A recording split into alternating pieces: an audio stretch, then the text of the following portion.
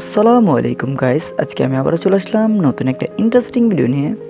অনেকেই সকালে উঠে নিজেকে নিজে প্রতিজ্ঞা করে পর্ন দেখব না আর হস্তমৈথুন করব না। প্রতিদিন আমি ব্যায়াম করব, এক্সারসাইজ করব, তা সত্ত্বেও কিছু সময় পর আবার হস্তমৈথুনের নেশা জেগে ওঠে।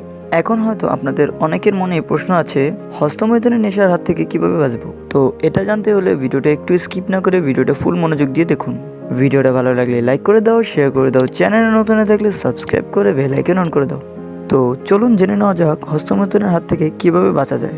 আপনি হয়তো ইন্টারনেট থেকে বহুত আর্টিকেল দেখেছেন, ভিডিও দেখেছেন।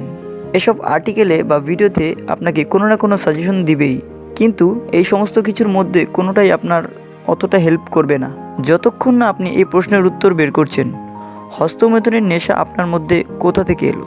বিভিন্ন ভিডিও দেখে আপনি যতই মোটিভেশন হন না কেন, এই প্রশ্নের উত্তর আপনি যতক্ষণ না বের করছেন ততক্ষণ পর্যন্ত আপনি এই নেশাকে ত্যাগ করতে পারবেন না।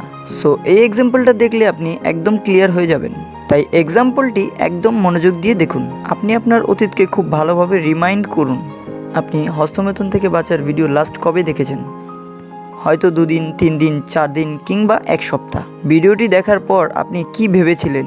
যে আজ থেকে হস্তমৈথুনের নেশা একদম ছেড়ে দেব, আর কখনো হস্তমৈথুন করব না। কিন্তু তার কিছুদিন পর আপনি আবার হস্তমৈথুন করে ফেলেন।